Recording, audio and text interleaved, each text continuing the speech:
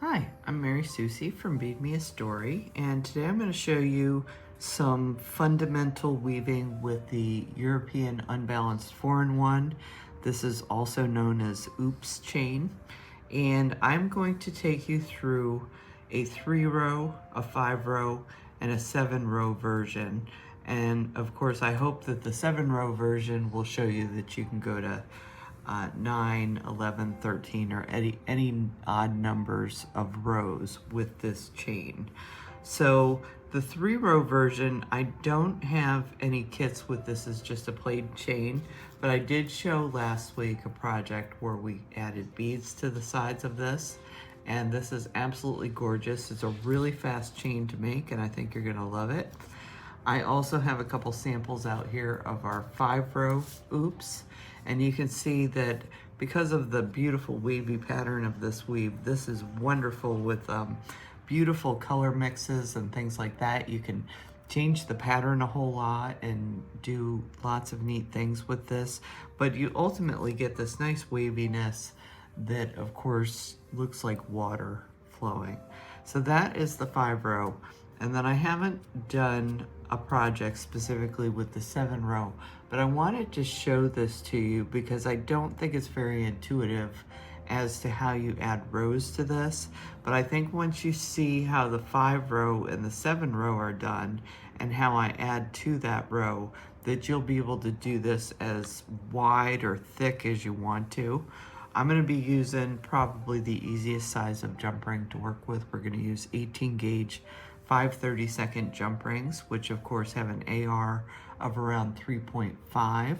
So any size jump ring with an aspect ratio of 3.5 should work with this. So you can work with 20 gauge if you want to work in smaller sizes, or you can also jump up to a 16, 14, or 12 gauge if you want a real thick chunky piece.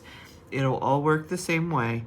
So as I said, I've not seen before that anyone has shown an oops chain with 3 rows, which is really fun and really easy to make, and you can add all sorts of things to it. But also too, just learning to do this wider and thicker if you want to, I think will be helpful to you to see these 2 sizes. I put the ruler out here and the paper clip to give you a little bit of a reference guide as to the sizes of these pieces. But let's go ahead and get started. And if you know how to do one of them, there are different segments to this video, so feel free to back up or skip ahead to whatever size you want to learn to make today.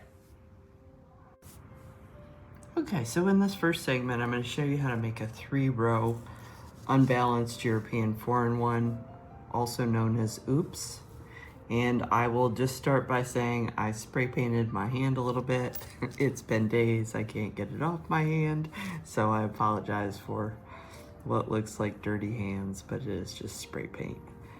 Okay, so I took 3 of my jump rings. We're using 18 gauge 5/32 jump rings. We can use any jump rings that has an aspect ratio of 3.5 for this. And basically I took 3 closed rings, I put them on a chenille stem or a pipe cleaner. And I like the fuzzy kind, try not to use the Christmas glittery kind because the parts can fall off. This is just here to hold our rings, and it's real easy to hold on to. So basically what we're gonna do to form our second row is we're gonna need 3 rings for that row as well. So I'm gonna take the middle ring. I'm gonna grab it at about 3 o'clock. I'm gonna pass up through all 3 of these rings, and then I'm gonna close this first jump ring. So the first jump ring goes through 3 rings. And I think you'll find that with each segment we're going to do with the 5-row, 7-row, 9-row, that we'll be passing through 3 rings quite a lot. This is based on 3 on one side and then 1 on the other. So this jump ring eventually will be attached to 3 on the left and 1 on the right. Okay, so now I'm going to take my second ring. I'm going to take the one at the top, and basically all I'm going to do is pass this through the very top jump ring, so the top silver. And you notice I'm doing it behind the jump ring that I just placed on. So see how that's kind of behind it, but it's just passing through this one silver jump ring. Okay, and then I'm going to close this ring.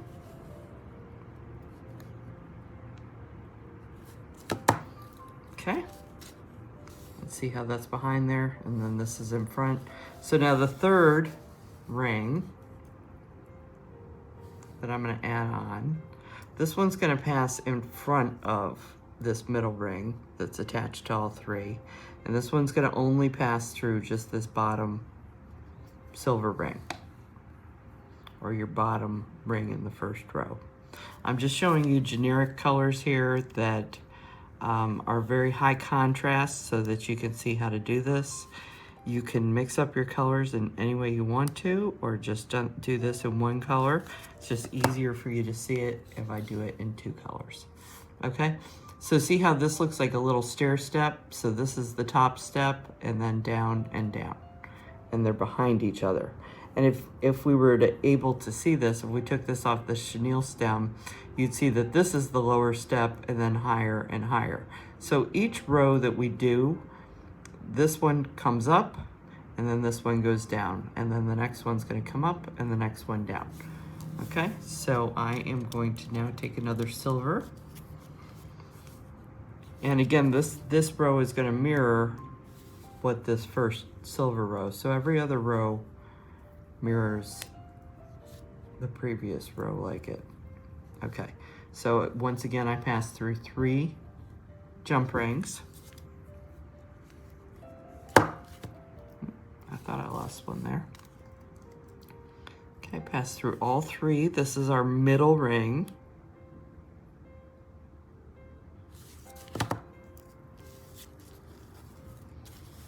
And then this next ring, now when we do the top row, this is going to be on top of this ring that we just added.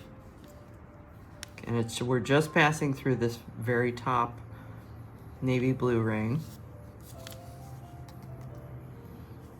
You can see this chenille stem is just holding everything in place. After you go a couple rows, if you want to get rid of it, you certainly can. It's just holding on to the base row so that we can work through everything very easily. Okay, and then when we do our bottom, we're going to come underneath that middle jump ring. Okay, so see how I'm just going through the bottom blue jump ring from the second row, and I'm just staying behind this middle jump ring that I added to this row.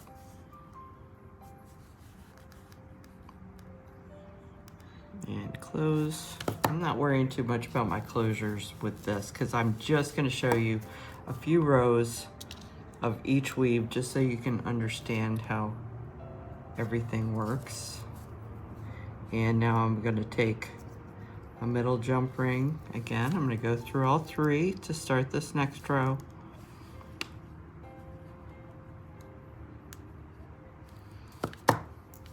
Okay. And I just noticed I'm short a jump ring here, so let me get one open really quick. Okay, so this next jump ring that's blue is going to go back behind that middle one. It's only going through the top silver ring.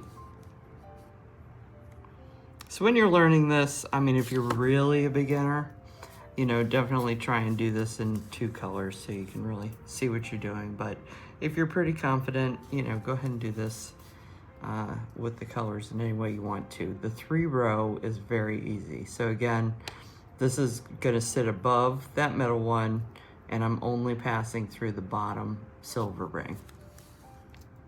Okay, and this is all there is to the oops with 3 rows. Okay, so we're just going to continue on like that.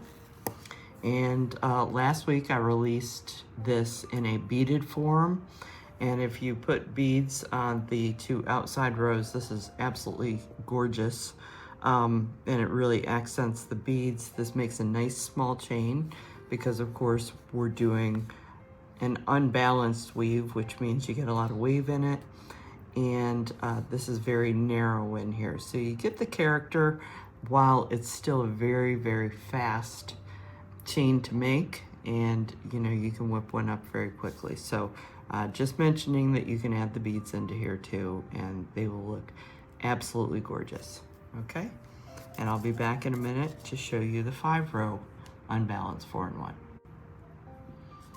Okay, so now we're ready to look at a 5-row oops, or a 5 jump ring oops, or unbalanced 4-in-1. So I'm going to take 5 closed jump rings, and this is going to be my first row. And again, I'm putting it on a chenille stem so it can hold everything in place for me really easily, and I can work with it. Okay, so I'm going to take my first jump ring, and this is going to go through 1, 2, and 3 jump rings. So those are the 3 jump rings at the bottom or closest to me.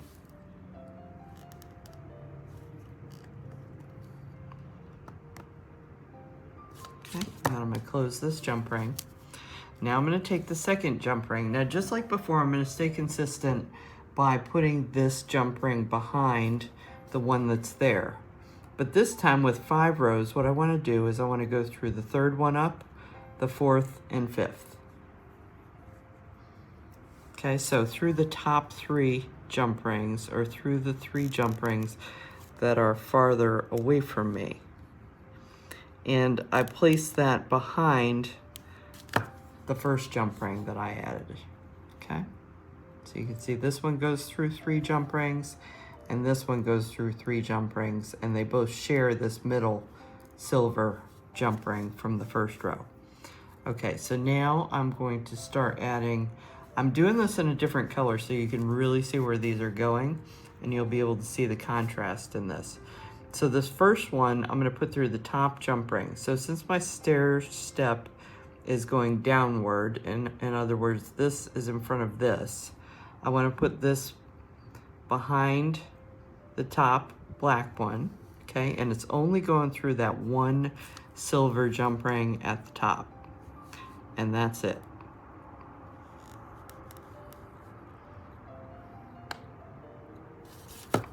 Okay. Now for the second, or the middle one, this jump ring is just going to pass through this middle jump ring. That 3rd one that's being shared by the 2 black rings, this is just going to pass through that one single jump ring.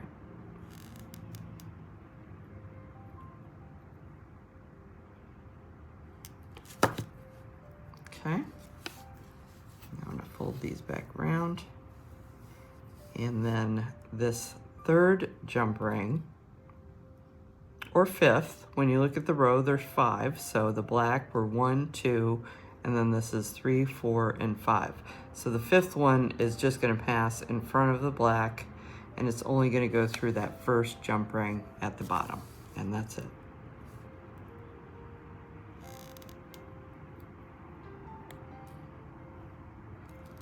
Okay. And now we're ready to start a new row.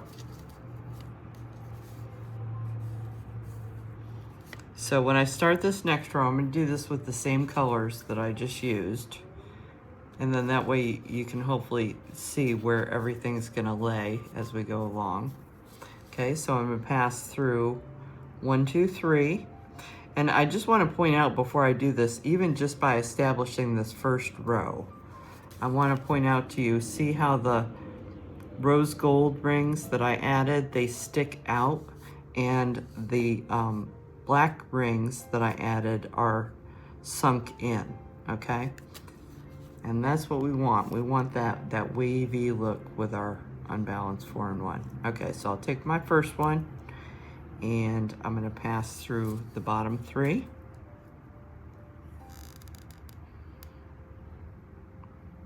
This is just the same way we started the last row.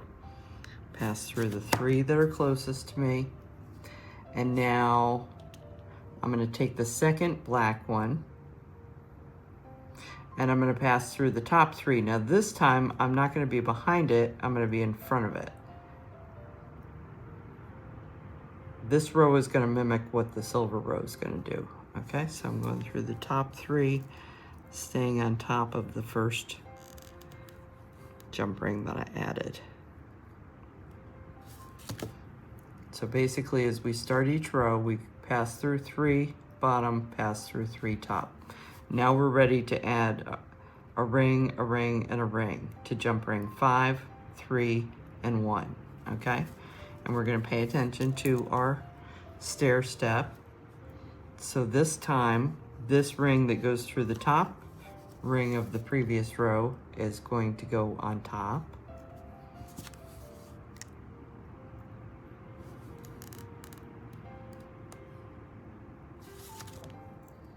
Okay, and then the ring that goes in the middle is only going to go through this one rose gold, this third one down. See, I can 1, 2, 3, 4, 5. I can look at the 5 rings in this row. I want this to go through the third, and I want it to be behind the black that's up to the top and up in front of the black that is going to be closer to my body. Okay, so see how this just kind of slides in between there. I want to make sure I'm behind this one and in front of this one.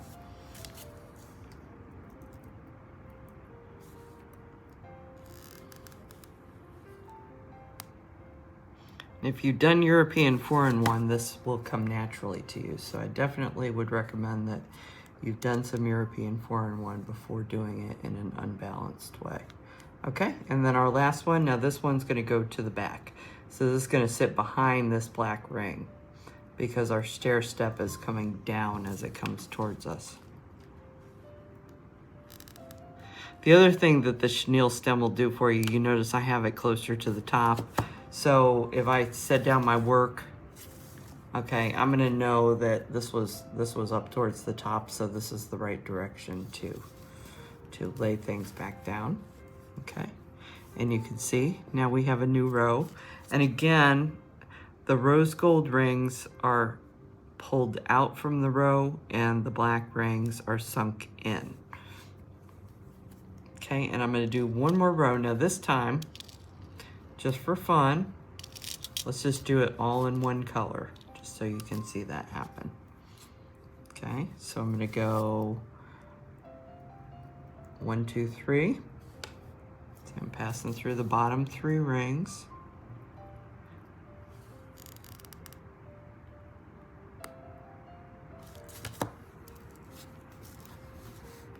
And then I'm going to go,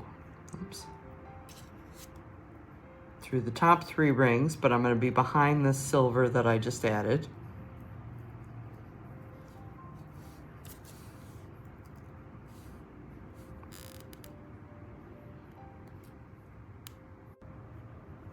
Okay, so now I'm going to add the 3 jump rings. So I'm going to be behind this silver.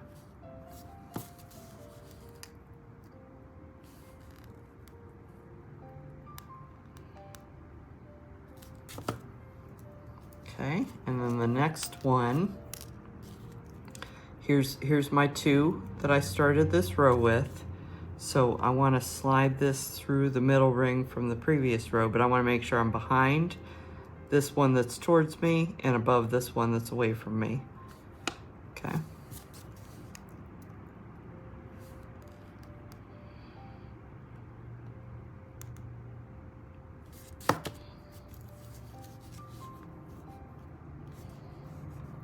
And now I'm going to add the last one, and this one is going to be above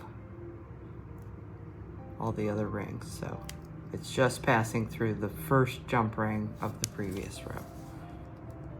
Okay, so this is all there is to European 4-in-1 unbalanced or oops weave.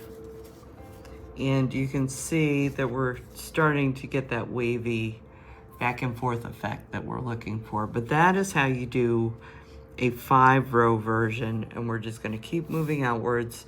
You can do all sorts of really beautiful things with this pattern. It's a lot of fun to make. And then when we're done, of course we can, link the ends to a clasp. You just slide this off. But see how we don't even really need that on anymore. So you can take that off at any point. I like to have a few more rows before I pull it off, but that was just to stabilize this first row to help us get started. Okay, and I will be back in a minute with 7 row oops.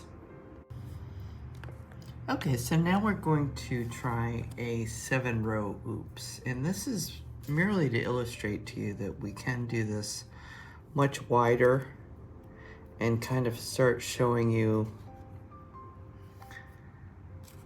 how to approach this when you're learning it, first of all. And secondly, that this weave can just be expanded on and on. So you can make this as wide as you'd like it to be once you understand the principles of oops. Okay, so I used a matte sky blue, and then I used some lavender, or in this case, these are kind of running orchid. They're a little bit more pinky purple. And I alternated these. And this is so that we'll be able to see more easily exactly what we're doing. Okay, and with each row, I'm gonna keep the shiny in the same position and the matte in the same position. And then that way, hopefully it'll be a little bit easier for you to follow along. Okay, so our next row is going to be the shiny. And I'm just using silver and silver frost in this row. So I'll need 3 shiny and 4 frost, okay? And when I laid out this first row, this is what tells you there were 3 shiny and 4 of the matte. So that's gonna help you understand where everything's gonna go when we do this. Okay, so I'm gonna go ahead and pass through 3, just like we've been doing before. Just like we did in the 5 row version of this.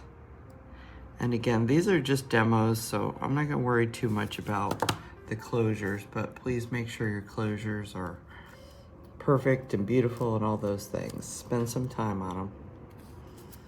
Make sure you have good lighting and a good magnifier. Okay, so I've got the first one, and then the second one. So this one went through 1, 2, 3, and again, we're gonna share this third one up. Okay, so it's gonna go through the matte, shiny matte again, 1, 2, 3.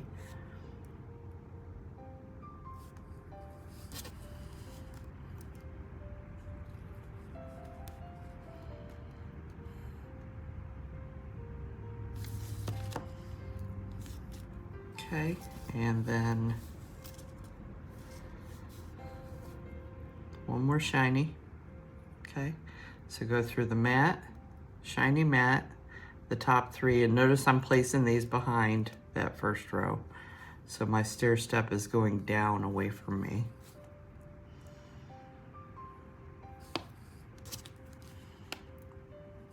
Okay, and 1, 2, 3. Now, just like before, our matte are just going to get attached to a single ring as we go along, okay? And the matte are gonna attach to the matte in this case, okay? So I'll be doing this first top one. It's gonna attach to this sky blue. That'll be in the far back. And then the next one's gonna slide in between these 2 rings here. And it's gonna attach to this matte sky blue. And then the next one's gonna sit between these 2 rings, and it's gonna attach to this matte sky blue. And then finally, the one that's closest to me is gonna be sitting at the top, and it's just gonna attach to this sky blue that's here.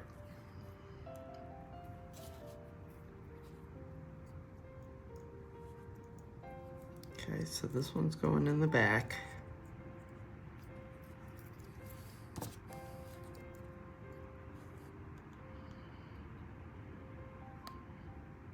So between each ring, you know, we're gonna pull this back into position, and I'm just going to ease this up on my chenille stem. Again, just so I can remember if I set it down weird, then I know which end was up.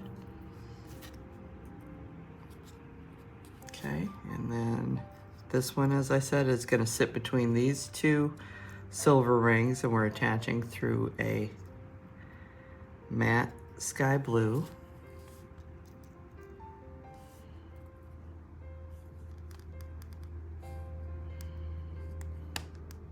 When you're learning this, I just think it's easier with multicolor. Then you can be really clear about what you're attaching to. Okay, and then between these two shiny rings, and again, I'm passing through the matte sky blue.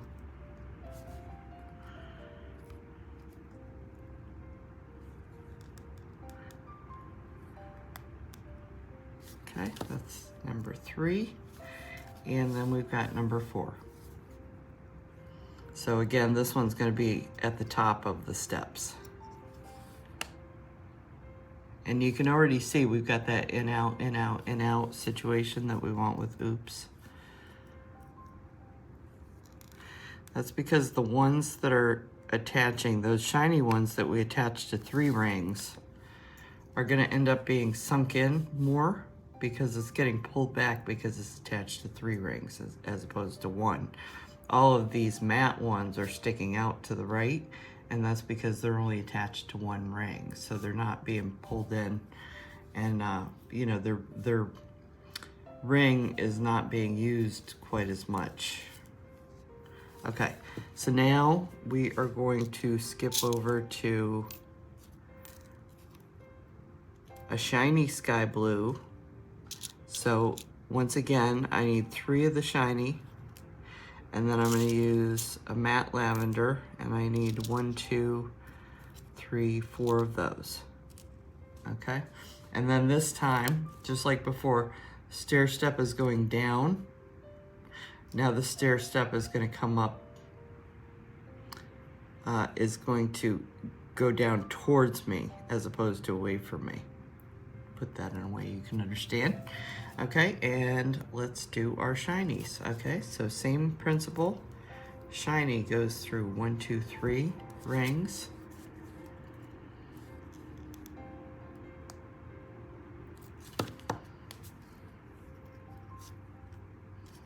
And then once again, it's going to pass through 1, 2, 3.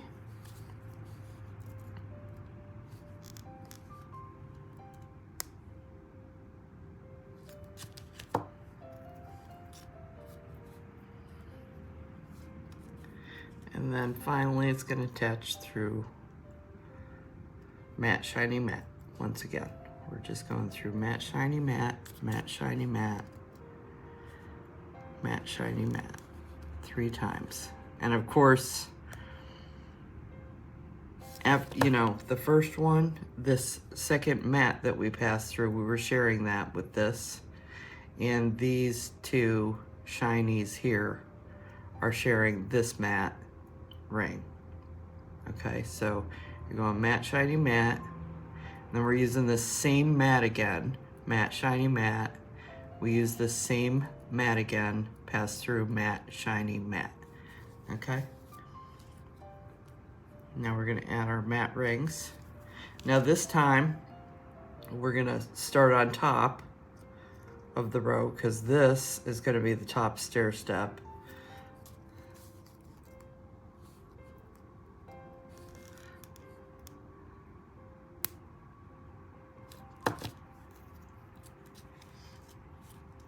Okay, and then this is going to be between these 2 sky blue, and again, we're passing through the matte. We're working on matte.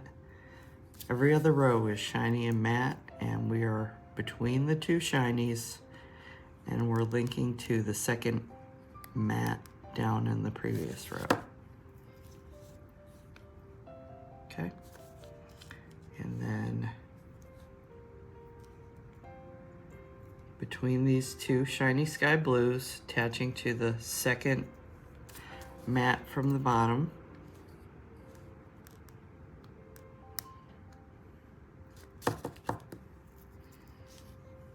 Okay, and then our final one, which is going to be the one that's the bottom step, so it's going to be most behind. So it's going behind this sky blue and attaching through this silver frost.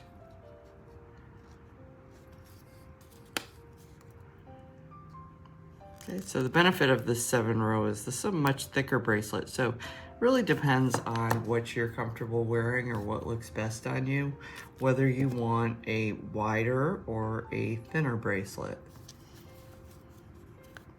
Okay, so this is getting us wider.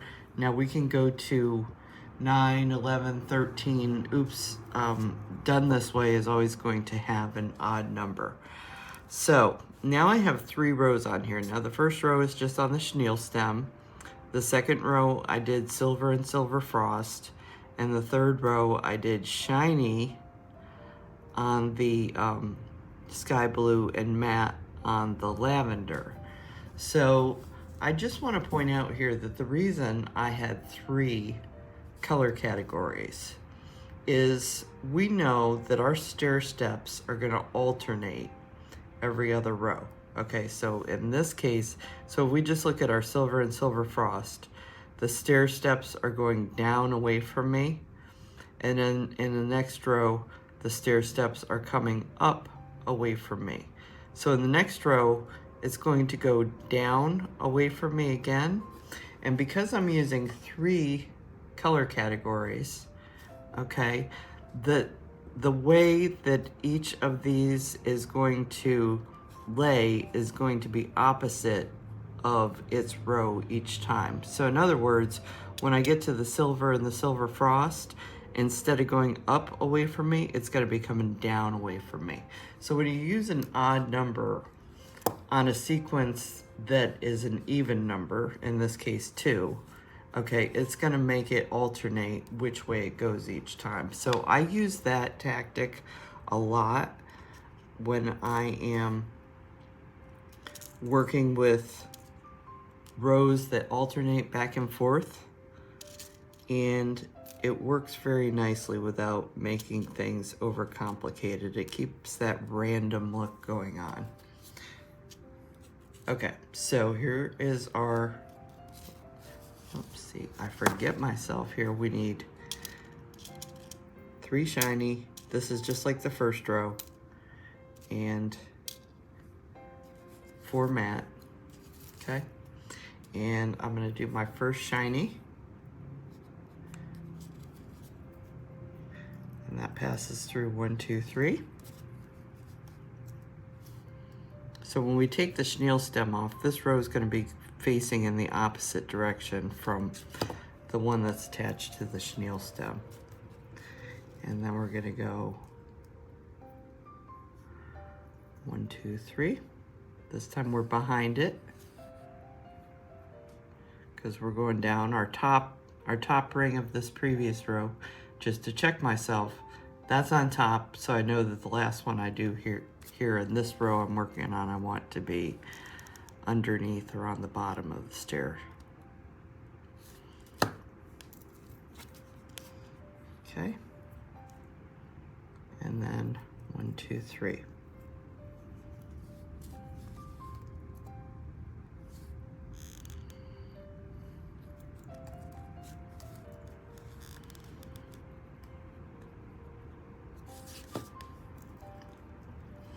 Okay, and now we're going to add our mat. So I know this one that's attaching to just that one ring on the back, that's going to be the bottom step.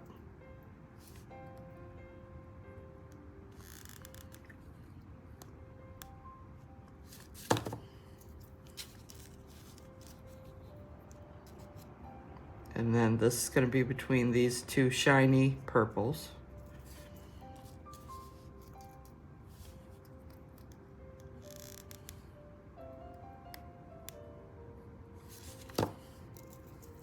Okay, and we just attached a mat to a mat. That's all we're doing. And then this one's gonna lay between these two purple rings here, and it's gonna attach to a mat.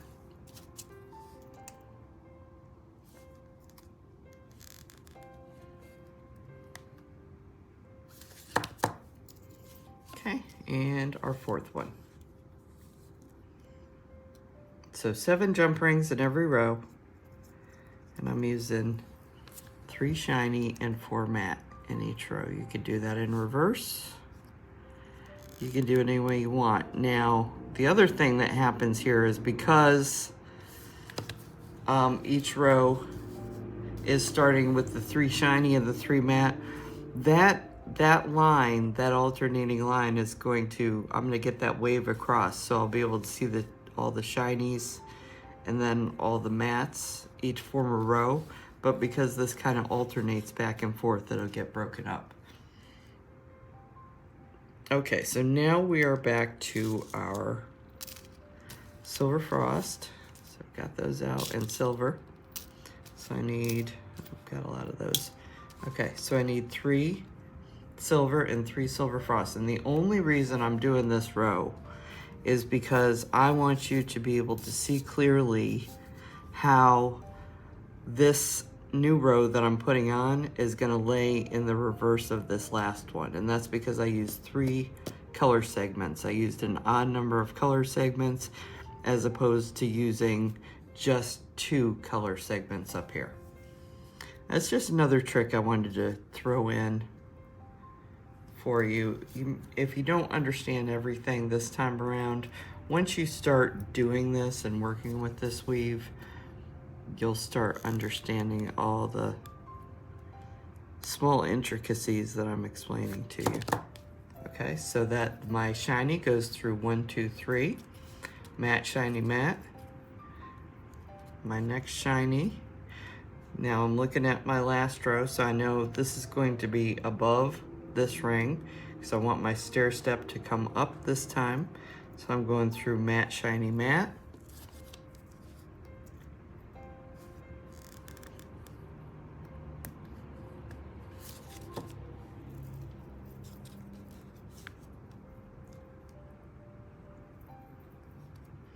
And then matte, shiny, matte for my third shiny ring.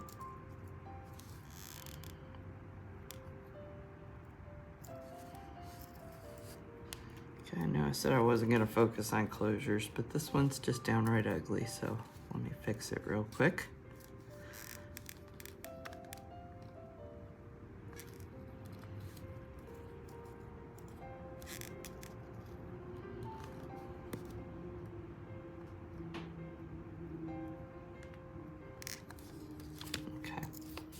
Now our mat. So the mat, this top one is going to end up on top, whereas you can see over here that the mat one on that top row ended up underneath. And that's the alternating steps that I talked about because I'm using an odd number of color waves here. Okay, and then this one's gonna sit between these 2 silver rings. I'm attaching to the mat. Sky blue.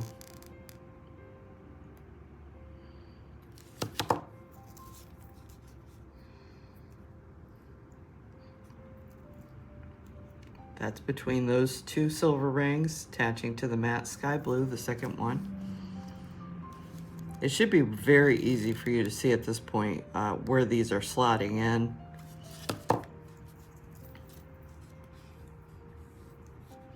Should be getting the hang of it by now.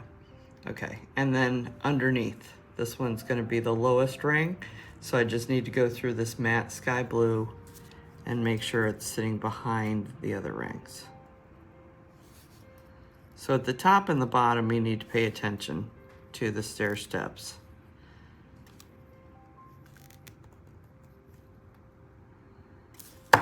Okay, and there we have it.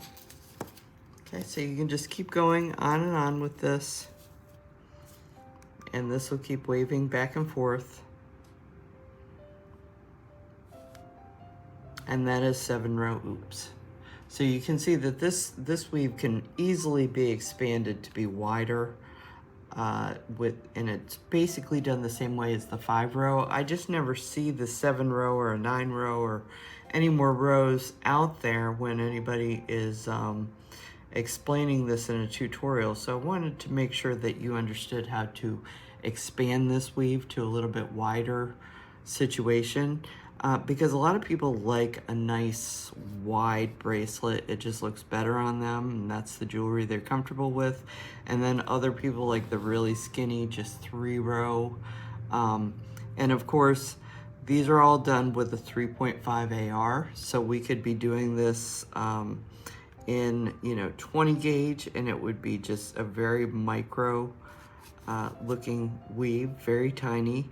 And then you can go on up to this is 18 gauge, but you could go to 16 gauge or 14 gauge or even 12 gauge, and just making sure that your aspect ratio is 3.5, and this will work great. So that's another way to make it even bigger or even smaller if you want to.